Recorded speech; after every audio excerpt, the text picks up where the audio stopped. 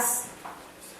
Amém? Amém. Glória a Deus. Gente, a gente tem estudado sobre pontos extremamente delicados de personalidade, de caráter, que tem trazido a gente muitas vezes a confrontos e a situações que às vezes até nos trazem peso. Essa é a grande verdade, né? Peso de quê? De ministração? Não, peso de responsabilidade. Então,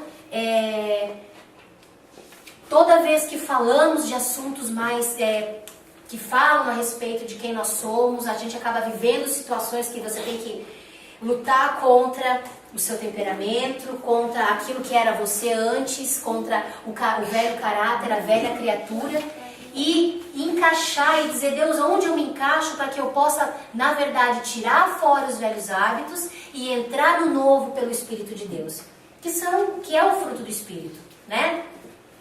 Fruto do Espírito. E essas coisas que nós temos falado não é para condenação de ninguém, não é para você identificar alguém e dizer, mas ele e ela agem assim. É para nós nos identificarmos. E como nós somos líderes em potencial, nós somos chamados pelo Senhor e escolhidos, quando nós estivermos cuidando, ministrando alguém, a gente ter a humildade e a percepção pelo discernimento do Espírito de perceber como temos agido. Para que a gente, o quê? Flua pelo Espírito e não por aquilo que nós desenvolvemos no fruto da carne. Porque todos nós temos, todos eles, que são subjugados pelo fruto do Espírito. Porque é assim que acontece, é assim que Deus fala que tem que ser. Fácil, mais uma vez, né? Não.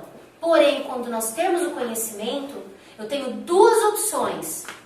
Eu vou usar o conhecimento só para os outros, para dizer que eu sei, ou eu vou usar o conhecimento para me observar e mudar a minha história e mudar a história de muitos ao redor.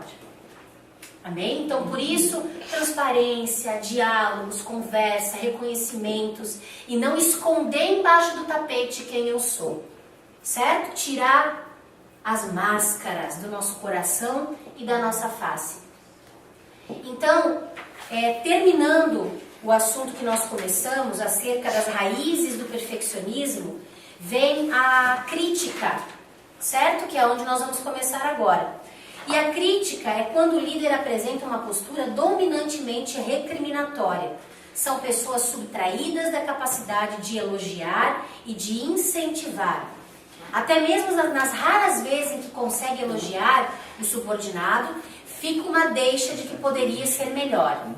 Tudo que a pessoa se esforça por fazer nunca está suficientemente bom perante os olhos do líder crítico. Aqui entendemos como o perfeccionismo impõe um padrão inatingível de aceitação. Quanto mais a pessoa tenta atingir a perfeição com o intuito de se autoafirmar, manipulando a afirmação alheia, mais ela se frustra. Esta insatisfação crônica é sempre vomitada por meio de alguma forma destrutiva de crítica ou ingratidão. Vomitada. Pense nessa palavra. Como ela é forte. O que é o vômito? É quando não dá para segurar algo. Lembra? Você está ruim do estômago e você não quer, porque é horrível. Mas você não consegue segurar. Então você acaba vomitando. Então a questão da crítica é a mesma coisa. É sempre uma coisa impulsiva, vomitada, né? Esse é o caso no qual a pessoa sempre foi tratada com rejeição, sendo duramente agredida com palavras depreciativas e condenatórias. Pessoas que foram muito criticadas e pouco compreendidas. A tendência é se rebelar através de uma conduta perfeccionista, tentando provar que sabe e que pode fazer as coisas em relação às quais se sente ofendida. Duas coisas juntas. A pessoa se sente ofendida por qualquer coisa e olha o ciclo. E o líder está sempre criticando predatoriamente. Não é uma crítica para aprendizado, para construir. É para destruir mesmo. Isso pode se tornar um abismo sem fundo, uma busca sem fim, que só leva à frustração e ao desespero. Então, a gente deve criticar? Sim, sim. Críticas construtivas. Cuidar com a depreciação, com aquela coisa de destruir mesmo, sabe? Conduta enfatizada por cobranças, um outro ponto, uma outra raiz. Essa é uma consequência imediata do item anterior. Quando o líder impõe um rigor inadequado à disciplina, um zelo exagerado, prejudicial e sem entendimento. Na verdade, um estilo de liderança em que a tônica são as cobranças não produzirá bons resultados, como muitas vezes achamos que iriam. A receita básica do discipulado é ensino adicionado com incentivo. Eu, no começo da nossa liderança, eu me peguei e às vezes me pego querendo entrar nessa linha. E o Espírito de Deus diz, ei, volta. Então um líder tem que ter o quê? Equilíbrio, porque ele também não pode não cobrar. Só que a ênfase maior não pode ser só isso. Tem que haver um equilíbrio, ok? Um discípulo que funciona tem no seu conteúdo 80% de incentivo. A Bíblia ensina que o amor cobre e não cobra a multidão de pecados. Então, em primeiro lugar tem que estar o amor. Tem que haver cobrança? Tem, mas uma cobrança em amor. Não uma cobrança em cobrança. Não, em amor. Esse é o caso no qual, por exemplo, a pessoa desde a infância foi extremamente cobrada e pouco incentivada. Cresce debaixo de uma sobrecarga de responsabilidades para as quais não tinha estrutura. Acaba assimilando um padrão de relacionamento em que a compreensão e o interesse pelas necessidades do próximo está excluído. Não interessa o que o próximo pensa. Tem que ser daquele jeito. Complicado, né? Seus relacionamentos ficam condicionados a cobrar dos outros aquilo que também lhe foi dolorosamente cobrado e exigido. Essa é a filosofia do capitalismo selvagem, em que as pessoas são medidas pelos resultados e o lucro é conquistado a preço de exploração. É indispensável haver um equilíbrio entre disciplina e incentivo, pois os dois extremos podem se tornar nocivos. Disciplina demais e incentivo demais. Como assim incentivo demais vai dar problema? Por quê? Porque a pessoa está errando, ela está precisando de disciplina. E você está lá, não, tá tudo bem, vai nessa que Jeová está contigo. Não, peraí, você não está agindo por princípios, certo? Então freia um pouco, segura a onda e vamos achar onde está errado. Então, disciplina e incentivo. Incentivo e disciplina. Tem que haver um equilíbrio entre todas as coisas. A gente nunca está acertando o tempo todo. E nunca está errando o tempo todo. Certo? Então esse equilíbrio deve ser estabelecido em virtude do nível de maturidade da pessoa. Então, à medida que eu vou amadurecendo, eu vou entendendo a questão da disciplina e do incentivo. E eu vou aplicando isso com as pessoas ao meu redor. E essas vão crescer também. Então, logo, elas vão discernir. Não, a disciplina está sendo para mim melhorar. E o incentivo para mim fluir. Ela também começa a entender a questão da disciplina e do incentivo. Obrigada. Pessoas notórias, pessoas neófitas ou novas convertidas precisam de muito incentivo, muita tolerância. E as cobranças devem... Intolerância. Meu Deus, estou falando tudo errado ultimamente, só Jesus. E as cobranças devem ser feitas em tom instrutivo. Uma cobrança de ensinamentos. Olha, você está cometendo esse erro, mas olha só, você pode agir assim, você pode agir assado. Há uma instrução atrás. Tá dando para entender? Então, você precisa tomar posições. Então, faz assim. Certo? No caso de pessoas muito maduras, o excesso de incentivo pode até prejudicar. Aquela velha cilada do inimigo na qual a pessoa se sente tão madura que ela acaba apodrecendo, infectada pelo germe da vanglória e do comodismo. Ela está tão madura, tão boa, né? O que acontece com a fruta quando ela está madura? Cai do pé. Nossa, fácil, né? Porque já está quase apodrecendo. Então ela está tão cheia, tão assim, que vai acontecer? ela vai acabar infectada pelo germe do quê? E da vanglória, né? Então tem que haver cuidado, tem que haver zelo, se observar. O nosso papel em Cristo Jesus é observar o que Deus tem nos dito. Não é um conhecimento, porque é o Espírito, tu está no meio da situação. Tu acha que a gente vai conseguir, pelo conhecimento só, no calor de uma situação, perceber algo? Vamos ser sinceros. Não. Agora, se a gente for sensível no Espírito, você vai estar vivendo a situação e o Espírito está ali. Vigia, vigia. E tu tá cala a boca, Espírito. Não quero nem saber. Fica aí, não quero te ouvir. Eu já fiz isso. Um dia eu liguei pro meu pai pedindo socorro. Tava braba que só. Braba. Eu sabia que eu estava errada e acabou-se. Mas eu queria reclamar. Daí eu liguei para ele. Eu disse assim, tá, eu tô ligando porque eu preciso que o senhor me ouça. Eu sei que eu tô errada, tudinho. Mas eu quero falar. Você vai me ouvir? Tá bom, filha, tadinho, né? Então, daí falei, ele disse, mas tu... Eu sei, pera, deixa primeiro reclamar.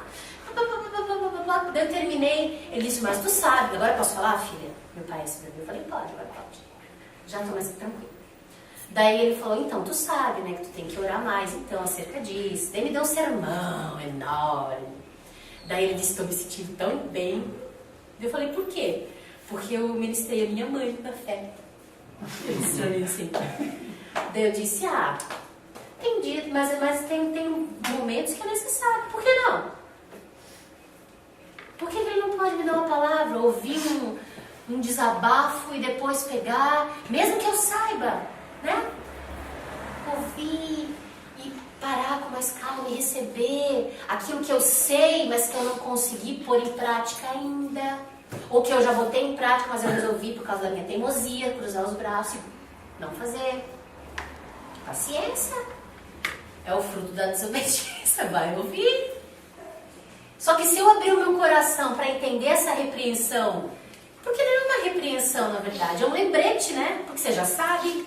Então é um lembrete de que você precisa o quê? Ouvir o Espírito. Ou quantas vezes o Espírito disse assim, não fala, cala, não compartilha com ninguém, guarda para você e você foi lá e falou. Quantas? Eu já perdi a conta. Aquele negócio, você recebe um segredo nosso, então não deve ficar sabendo. Ou então Deus te deu um presente e te disse assim, espera, não conta agora, só conta no dia que o presente florescer. Tu já recebeu o presente, mas ele não floresceu ainda. Mas pela fé você já recebeu. E Deus disse, guarda pra você. E tu fica, e você conta, e daí você perde a bênção. Quantas bênçãos será que nós já perdemos por causa disso? É ao contrário também, né, pastor? Às vezes Deus também fala pra gente falar e a gente não fala. Também, boa lembrança, muito boa. Também. Então tem que ter o discernimento para saber a hora de falar e a hora de... Certo? Então olha só, é indispensável haver um equilíbrio entre a disciplina e o incentivo, pois os dois extremos podem se tornar nocivos. Este equilíbrio deve ser estabelecido em virtude do nível de maturidade da pessoa. Já li, né? Não faz mal. Abandono. Já estão no abandono? Tá, então a outra raiz, abandono. Então só pra gente terminar aqui, a questão da vanglória e do comodismo.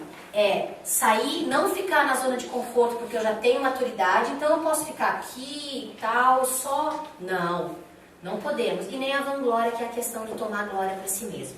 Ok? Porque já consegue mais ficar mais próximo de Deus nas lutas do que nas próprias vanglórias que a gente consegue. E quanto mais próximo de Deus nós estivermos, presta atenção, mais a sujeirinha vai aparecer. Se eu resolver olhar para a sujeirinha e me culpar e ficar, eu não presto para nada mesmo, eu não posso fazer nada porque eu sou um pecador, porque Jesus, e agora como que eu vou fazer? Olha só, descobri mais isso em mim. Daí você está lascado. Isso é Satanás que está trazendo esse peso para você. Agora, se eu escolher ver a sujeirinha em mim e dizer, Deus, está aí mesmo, é esse pessoa, transforma. Pega essa sujeirinha e vai limpando. Então são duas escolhas, sempre duas escolhas, dois caminhos, duas árvores, duas escolhas, né? Engraçado? Agora você falou, quando a gente Deus fala assim, vai lá e fala. Aí você, pô, meu cara é um líder e tal. Não vou não, sai pecado de mim e fala assim, isso é pecador, e quem dissesse pra falar com ele? Não, mas Deus vai de novo, 3 vezes. Senão, né? É bom, muito bom. Muito, muito bom. Tem que haver isso. Tem que ter essa disponibilidade, essa coragem também, o temor, porque às vezes o receio de falar com o líder tem um nome, temor. Você não quer pecar contra o líder, só que você precisa obedecer à voz de Deus. Quando Deus fala para você, faz, conversa, seja ponderado, né? Honre-o, porém conversa, vai lá do teu coração. Amém? Tá certo, tem que ser assim. A gente precisa vencer essas barreiras, porque senão a gente vai acabar perdendo lá na frente, porque elas vão aumentar de tamanho. Outra raiz, abandono. Toda situação de abandono produz um sentimento profundo de insegurança e de desproteção. Neste caso, a pessoa foi tratada com indiferença. Aqui não só predominou a ausência de incentivo, como também a ausência de disciplina. As duas coisas que a gente falou ali anterior, ó, que é a conduta enfatizada por cobranças, aqui faltou as duas coisas. A ausência de incentivo e de disciplina, que é o que está acontecendo com mais força na atualidade.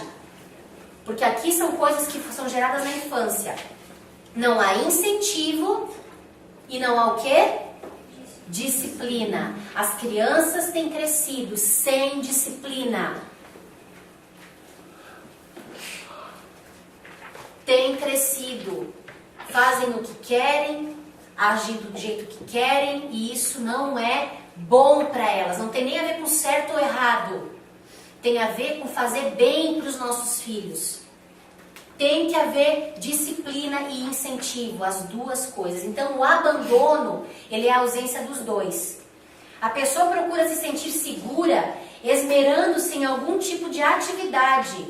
Nestes casos, o perfeccionismo é agregado na tentativa de compensar a insegurança adquirida. Alguns reagem tão fortemente ao abandono, sobrepujando as dificuldades da vida, que se sentem no direito de cobrar impositivamente que outros tenham a mesma desenvoltura triunfante que eles adquiriram. É comum vermos isso em pessoas que foram arrimo de família ou que, abandonados, foram forçadas pelas circunstâncias a trabalhar desde cedo e a cuidarem de si mesmas.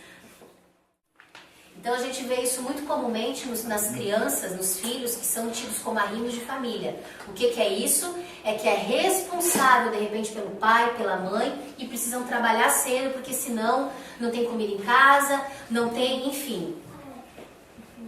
Tem que se virar, tem uma responsabilidade, entendeu? Porque se não for, e ela não tem maturidade, não cabe na cabeça, não tem maturidade, não sabe para quê.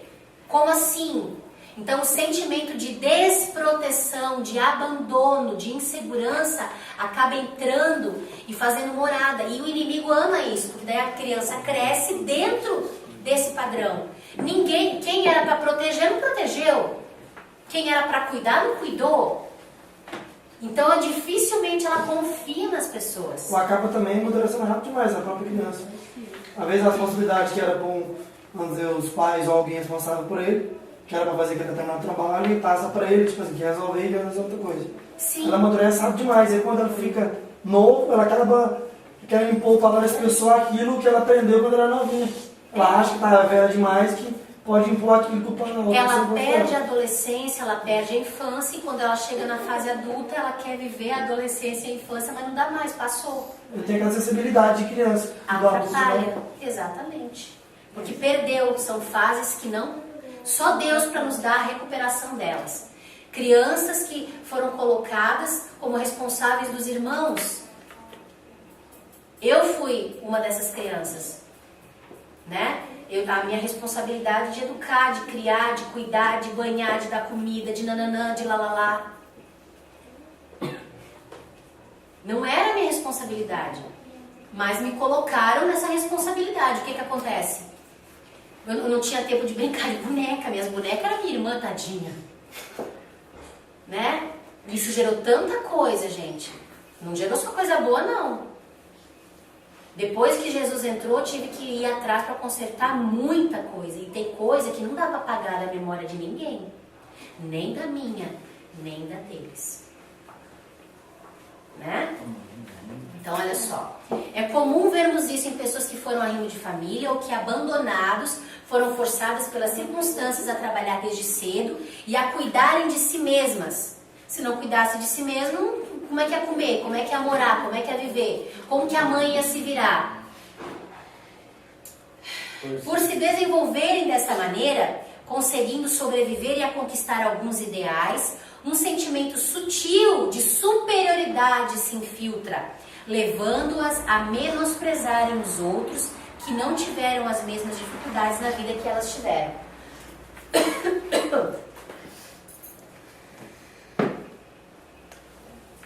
Então tem que cuidar com isso. Certo? Fica bem claro, né?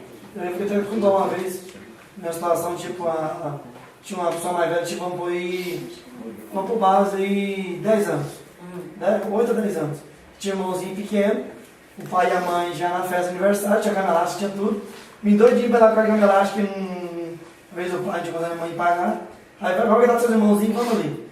Aí eu vim ficar olhando assim, coitado, olhando a cama elástica, tudo os meninos brincando. Eu ali como sendo mãe dos meninos, ou o pai dos meninos pequenininhos, que o menino começava a bagunçar. Olha menino, olha que voltando ali, olha aí que eu vou ali. Aí a mãe e o pai vazava, achava o menino pequenininho e ficava só eu. Isso a gente vê muito hoje, né? Os filhos mais velhos tendo que ser pai e mãe dos filhos mais novos, né? Isso é até mais comum do que a gente imagina. A gente acha normal, assim, mas não é, gente, não é normal. Ajudar é uma coisa, ser responsável é outra. Tem que tomar cuidado. Eu tive que tomar muito cuidado com a questão das minhas duas filhas, por causa da diferença de idade. A Hannah me ajuda muito, mas a Hannah me ajuda. Não é responsabilidade dela, né? Embora agora, por causa da idadezinha dela, ela tem mais responsabilidade. Então agora ela pode ter mais responsabilidade. Mas ainda assim a responsabilidade não é dela, é minha, do pai dela. Certo? Então vamos lá. Resumo das características do perfeccionista. Tu vê, tudo isso que nós falamos está dentro do perfeccionismo. Ele não suporta ser corrigido. Ele se acha certo em tudo, por isso se ofende quando alguém o confronta. Está obstinado na sua razão, por isso defende as suas opiniões com grande energia. Isto o torna propenso a calorosas discussões. Não está aberto para ser transformado ou mudar o seu ponto de vista. Como sua identidade depende dos seus conhecimentos, interpreta uma opinião diferente ou uma correção apropriada como rejeição, reagindo com ira e precipitação. Reage à correção com amargura e ressentimento. Fica remoendo, né? Não perdoa. Falta uma pessoa que não perdoa. Não sabe aceitar a ajuda de outros ou tem expressiva dificuldade em aceitá-la. Acha humilhante admitir as suas limitações. É independente, não confia que os outros tenham a mesma capacidade e destreza que ele. Torna-se centralizador. Tem muito receio de delegar autoridade ou responsabilidade a outros. Terceira coisa, sentimento contínuo de insatisfação e frustração que passa despercebido pelos seus olhos. Quarto, sempre se precipita corrigindo as pessoas de maneira indevida. Provérbios 14, 29. O longânimo é grande em entendimento, mas o de ânimo precipitado exalta a loucura. Tem uma grande dificuldade em agir empaticamente, ou de se colocar na situação do irmão, identificando-se com as necessidades e dificuldades dos outros. Isso é o extremo oposto do ministério pastoral. O cúmulo do conflito é o pastor perfeccionista. Luta, luta, luta. Quinta, está condicionado a se autoafirmar. Sexto, é extremamente detalhista com os outros, não com ele. Sétimo, é metódico. O que é metódico? Cheio de esquema. Se sair do esquema dele, ele tem um ataque. Tem que ser do jeito que ele programou. Ele nunca está pronto a mudar, né? Que nem o nosso apóstolo. Vamos ver o que Deus move. Para ele isso é terrível. Tem que esperar, ver o que Deus tem para fazer. E se não for do jeito que eu planejei, meu Deus. Quase todos nós temos essa dificuldade. Não quer dizer que você seja perfeccionista, mas é algo que Deus tem que trabalhar, né? É extremamente observador e destrutivamente crítico. Ó, Ele observa para criticar, mas não para ajudar, para matar. É discretamente orgulhoso, tem grandes dificuldades em ouvir a voz de Deus. Ele não vive na dependência de Deus, é guiado pelos seus traumas e feridas que sempre impediu de serem tratados. Ele nunca permitiu que Deus o tratasse. Então ele vive de acordo com o que a vida dele, o que ele viveu, conduz. Ele caminha de acordo com isso.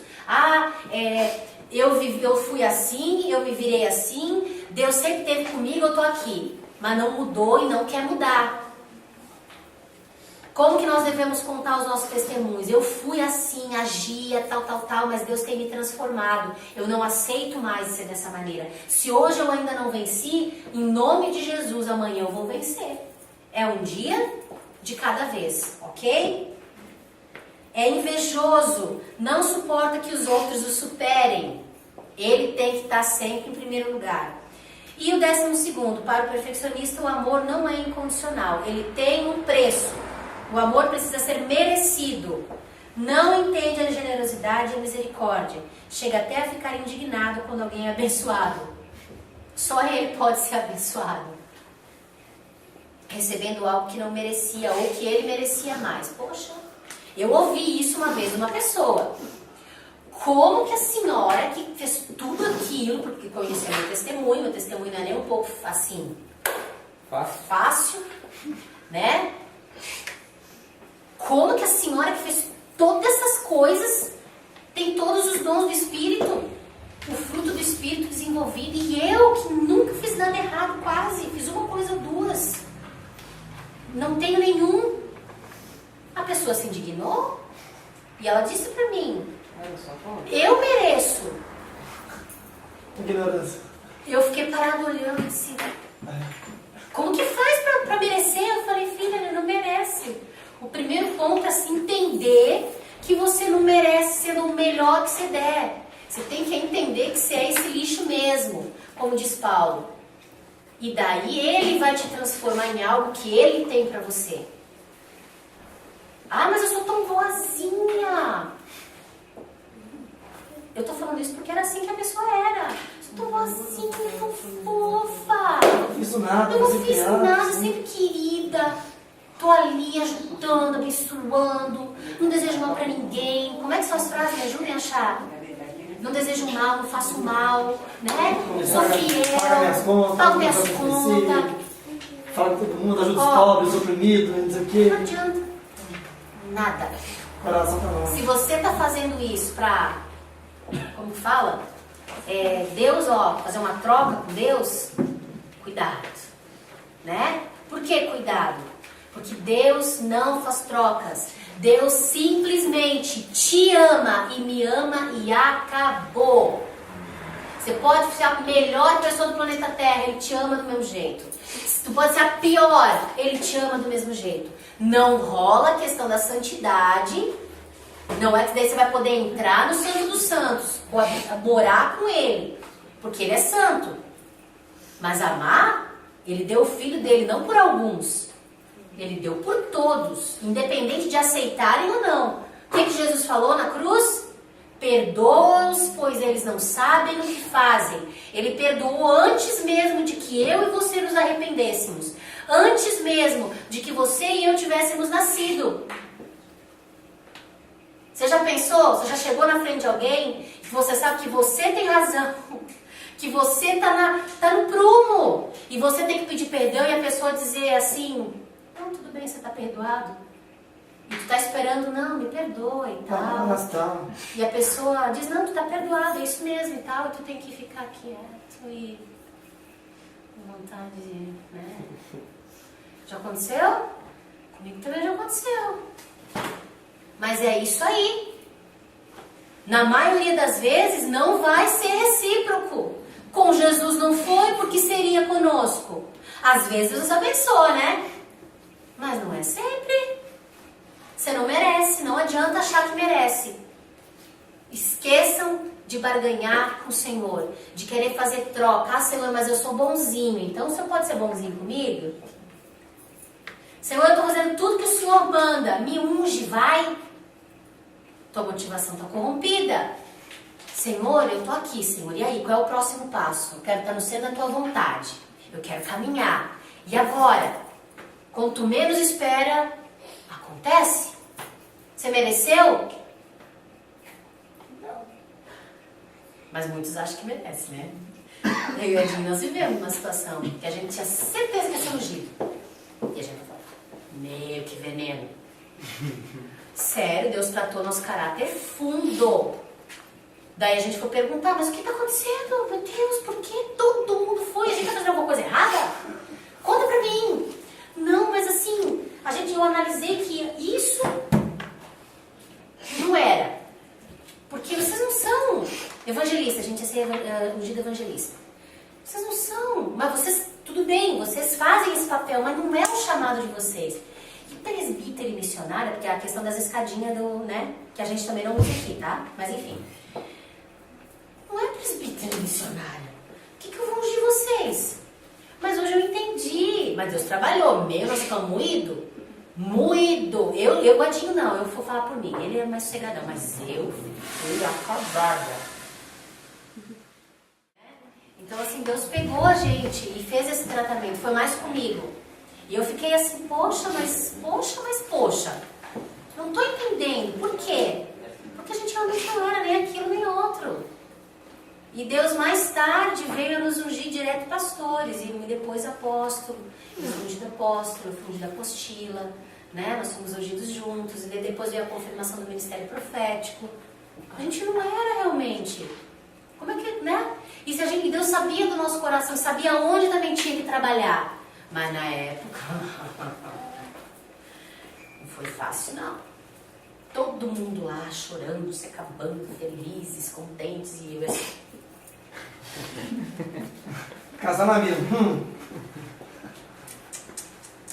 trabalhar aqui. Meu Deus, eu fui mulher, vocês não têm noção. E nós estávamos todo mundo junto, desde o princípio, mesma coisa. Por que, Senhor? Mas passa por isso na escola também, né? Nós estudando, e a gente não estuda, só vai farreando, chega no ano, leva... Bomba? Amém, gente? Então, vamos lá.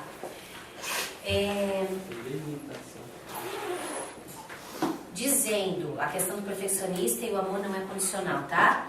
Estes derradeiros trabalharam só 1 hora, e tu os igualaste conosco, que suportamos a fadiga e a calma do dia. Mas ele, respondendo, disse a eles, amigo, não te faço injustiça. Não ajudaste tu comigo em um dinheiro? Toma o que é teu e retira-te. Eu quero dar a este derradeiro, ou último, tanto como dei a ti. Ou não me é lícito fazer o que eu quiser do que é meu? Ou é mau o teu olho porque eu sou bom? Assim os derradeiros serão primeiros e os primeiros derradeiros, porque muitos são chamados e poucos escolhidos. Mateus 20, do 12 ao 16. Deus faz o que Ele quiser. Ele não age segundo a minha e a tua justiça. Então, aquilo que para mim é merecedor, para Ele não é. E o que às vezes não é, para Ele é. Vai entender? Quer entender? Vai orar e ficar mais na presença de Deus. O que essas situações geraram em mim? Eu tive que ir para a presença de Deus chorar, me acabar toda e pedir para Ele ministrar meu coração e falar comigo e transformar meu caráter. Porque aquilo que eu estava sentindo não era bom. E quantos ministros passaram pela mesma coisa? Ou eu escolho ser trabalhada por Deus e deixar Deus moldar meu caráter, ou eu escolho ficar murmurando, me levantando contra e falando, blá, blá, blá, blá, e etc. Né? Não estou dizendo que não há injustiças às vezes, do jeito que está rolando tanta bagunça, tanta troca, porque esse é bom dizimista, esse é um bom ofertante, então né, nós precisamos colocar, a gente sabe de pessoas que foram levantadas assim, né? Porque tem um certo, não sei, daí não, eu vou ungir. Não tem chamado, não tem vida com Deus, não tem nada, mas é porque, né, a gente sabe que isso é errado, não sabe? Porém, não posso fazer nada, eu tenho que confiar que Deus está no controle. Vou cuidar eu da minha vida e daquilo que eu estou vivendo. Certo? Limitação proposital. Deus faz isso, Ele nos coloca limitações propositais. Para quê? Para quebrar o perfeccionismo. Um pregador falando sobre o chamado de Moisés revela como Deus deseja que dependamos dele e também da ajuda dos outros. Muitas vezes Deus nos manda fazer coisas que evidenciam áreas que somos insuficientes. Deus nos manda fazer coisas para mostrar que eu sou incapaz para mim mesma. Tu precisa pedir ajuda de alguém. Precisa. Obviamente, toda pessoa chamada por Deus possui muitas limitações e defeitos. É estranho dizer isso, mas quando Deus chama alguém, Ele se certifica de que esta pessoa tem uma deficiência, se não algumas. Deus não pode ser parceiro de uma pessoa autossuficiente. Agora deu para entender por que tu é tão imperfeito? Por que eu sou tão imperfeita? E por que eu preciso trabalhar com Ele para que Ele me aperfeiçoe do jeito dele, não do meu? Ou por que Ele coloca nós, um para trabalhar com o outro, para bater de frente, bater de lado, bater de trás, enfim, para se encaixar com o corpo de Cristo? Não para eu ficar dodói e me esconder e não abrir mais a minha boca, porque eu vou ser confrontada de novo. Quem escolhe fazer isso vai ter um final meio triste. Sinto muito em dizer. Ou vai perder alguns galardões, né? De repente é salvo e tudo, mas vai perder galardão. Agora, se a gente escolher se encaixar no corpo e devagarinho, né? Ir entrando e parar de se justificar e parar de se esconder atrás disso, gente, o que nos espera, meu Deus, é uma eternidade. Certo? Mas Ele faz questão de mostrar que tu é um imperfeito, porque Deus não trabalha com pessoas autossuficientes. Eu e mais eu me basto. Ou então tem uma frase que ela é disfarçada. Eu e Deus somos a maioria. Eu e ele, entendeu? Tudo bem, mas eu não posso fugir dos princípios. Ninguém está falando que Ele não é soberano sobre a nossa vida. Porém, tem que haver um entendimento do que isso quer dizer. Senão a gente se pega o quê? Isolado, sozinho, eu me mando, eu me governo e só governa sobre mim o Senhor. E nem o Senhor governa coisa nenhuma. Porque daí o Senhor dessa pessoa acaba sendo ela mesma. Todos nós temos alguém que não podemos... Temos alguém? Aonde? O objetivo das dificuldades. Vamos lá então, ali. O objetivo então dessas dificuldades é que sintamos a necessidade de precisar dos outros, especialmente de Deus. Todos nós temos alguém, temos algo, tá? Que não podemos fazer. O objetivo divino é que haja uma liderança cooperativa. Isso serve para quebrar o nosso perfeccionismo humano e impedir que caiamos na síndrome de Deus. Que síndrome é essa? Aquela do vice-deus, lembra? Que você, mas você mesmo, eu acabei de falar. É o cara, ou é a cara. Não porque eu consigo, eu faço isso e aquilo. Não, nós precisamos cooperar. Lembra a autoridade espiritual que nós ministramos? Voluntariedade. Algumas limitações físicas servem para romper com barreiras na alma. A lei de Moisés ser um velho de 80 anos de idade, Deus mandou que ele falasse a Faraó para libertar o povo de Israel. Porém, Moisés tinha uma grande limitação física. Qual que era? Ele era gago. Êxodo 4:10. Então disse Moisés ao Senhor: Senhor, eu não sou homem eloquente, nem de ontem, nem de anteontem, nem ainda desde que tens falado ao teu servo, porque sou pesado de boca e pesado de língua. Como que eu vou chegar na presença do Faraó? Gaguejando. Como que eu vou chegar? Ele vai tirar onda de mim, Senhor. Vai rir da minha cara, não vai me levar a sério. Por que que Deus fez isso comigo? Processo excelente. Como? Hã?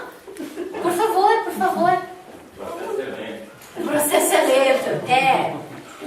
Tá trabalhando no orgulho. Gente, Moisés foi trabalhado, Moisés foi criado como um faraó, ele era o cara. Ele se achava pelo menos o cara, né? Foi para a escola do professor Jetro, ficou lá 40 anos. Chegou um senhor, como Deus quebrou esse homem. Daí chegou na presença de Faraó ainda gaguejando. Para quê? Deus estava trabalhando no caráter de Moisés. Deus tem um propósito. Me busca, dependa de mim. Porque a pessoa é muito, às vezes, autossuficiente, orgulhosa. Ela gosta de fazer tudo sozinha, acertar tudo e dar conta de tudo. Vamos se analisar. Mas não, essa é uma deficiência. Tem outras, viu? É que aqui está falando dessa, tá? Em nome de Jesus. Diante da queixa de Moisés em relação à sua impossibilidade, Deus responde de forma estranha. Disse-lhe o Senhor: quem fez a boca do homem? Ou quem que fez o mudo, o surdo, ou o que vê, ou o cego? Não sou eu o Senhor? Êxodo 4:11. Pesado, hein? Ele nem respondeu nada, ele disse e não disse nada para Moisés. Ele disse: querido, não reclama. Se eu te fiz assim, tem um propósito. Aceita ele, entende o que eu quero fazer com isso e me busca. Só, até aqui é o que tu precisa saber. Né? Choque. Qual que é a tua limitação? Qual que é a minha limitação? Eu sou baixinha, eu acho que isso é uma limitação. Eu queria ser mais alta. Meu apelido era pintora de rodapé. Nunca gostei de ter que usar esse salto enorme para dar uma esticadinha. Dar uma alongada na estética. Entendeu? Pintor de rodapé, toco de amarrar bode. Qual mais? Escaladora de meio fio. Daí tem o meu sobrenome, que é Depinho. Eu era Pinho Sol, Pinho Bril. Todos os pin que tinha era eu. Por que é isso com a minha vida? Bullying a vida inteira. Né? O tempo todo no bullying. Daí porque eu era pequenininha, eu cabia no latão de lixo que era grande. Hoje eu não cabo mais, né? Por causa do tamanho da pessoa. Mas eu cabia. Quando eu tava na segunda, terceira série, eu era bem pequenininha. Pense. Eu cabia no latão do lixo. Então eles pegavam, eu botava eu no latão do lixo. Que divertido, né, pra uma criança. Deus já tava me quebrando desde pequenininho. Eu já era dependente, como era alto, você pega aqui pra mim, desliga ali a metalúrgica, liga o ventilador. Não, primeira vez que eu consegui segurar no negócio do ônibus, meu Deus, que vitória, porque eu subia nos bagulhinhos, né? Até hoje eu não consigo. Entendeu? De salto tu consegue, vai, confessa. Não? Depende do Coloca um bloco, pô. Isso tu consegue, ó. Uma vez eu passei no ponto por causa disso. Eu passava e o negócio de baixo não pegava, não funcionava. Não, isso é maluco na vida da pessoa. Eu tive que pedir Então a minha limitação física é as minhas perninhas, meus bracinhos. Né? Qual que é a tua limitação? Nenhuma limitação. Não sei. Mas às vezes a gente cai, irmão. Tem que ter essa técnica. Ainda bem que a gente é baixinho, porque quanto mais baixo, menor o tom. Quanto mais alto, tem os tons a favor. Pensa um altinho caindo, o tamanho do pacote. Né? O baixinho, o pacote é menor,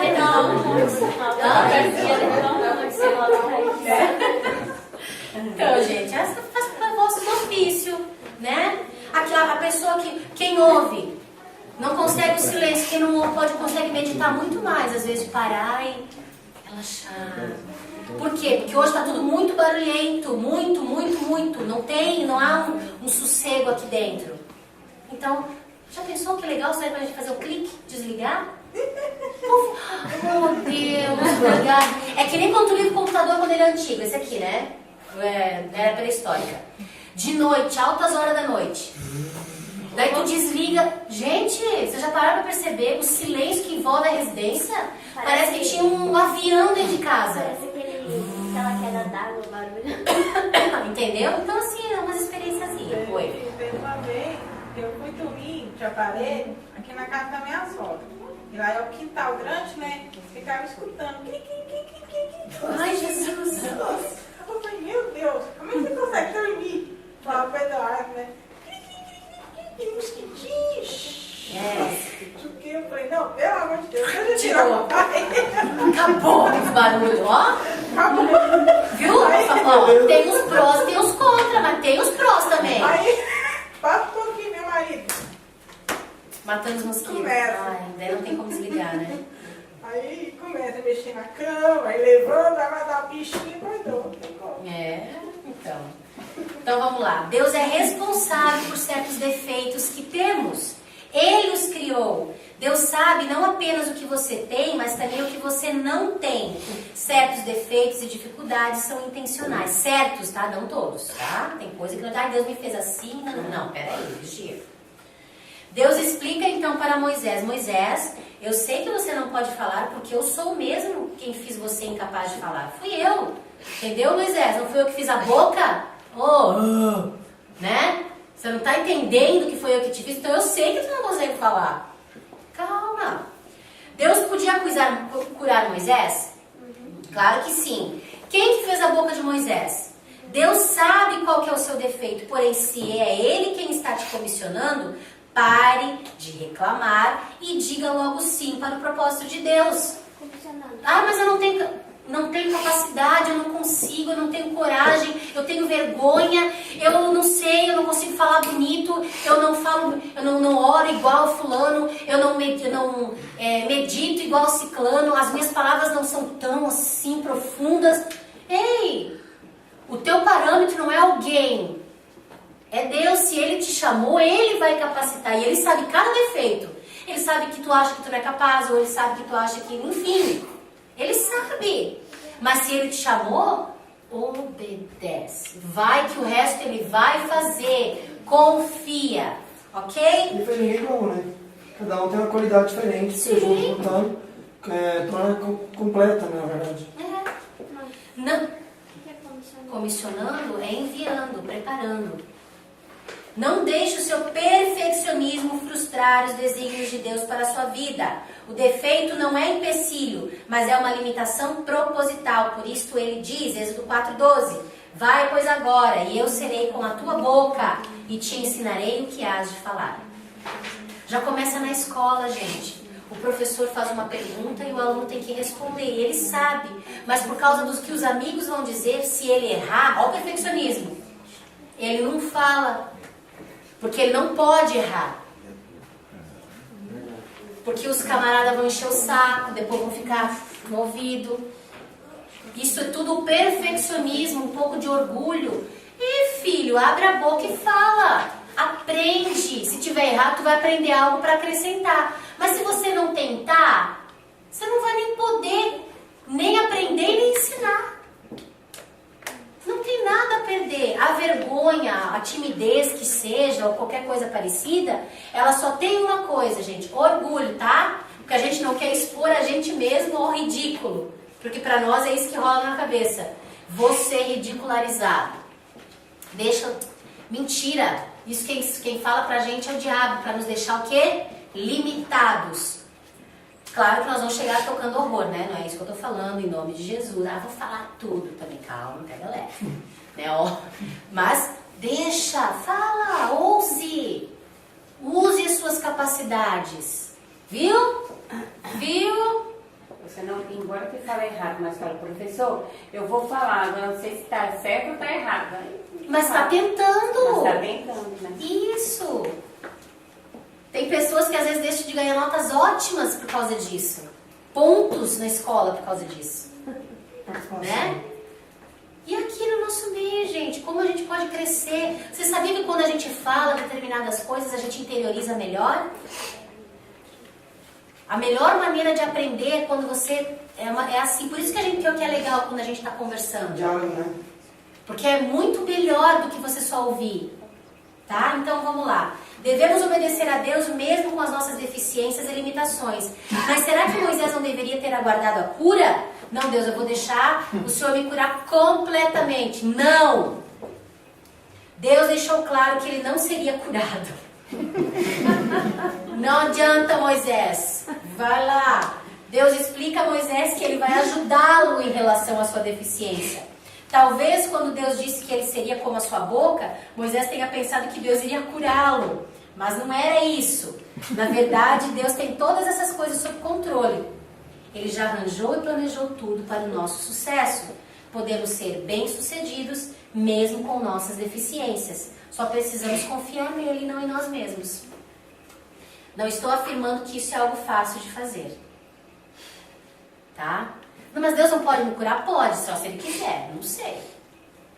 Né? Ele pode. A gente já viu milagres, não viu, Poliana? Você já não viveu alguns milagres Deus fazendo?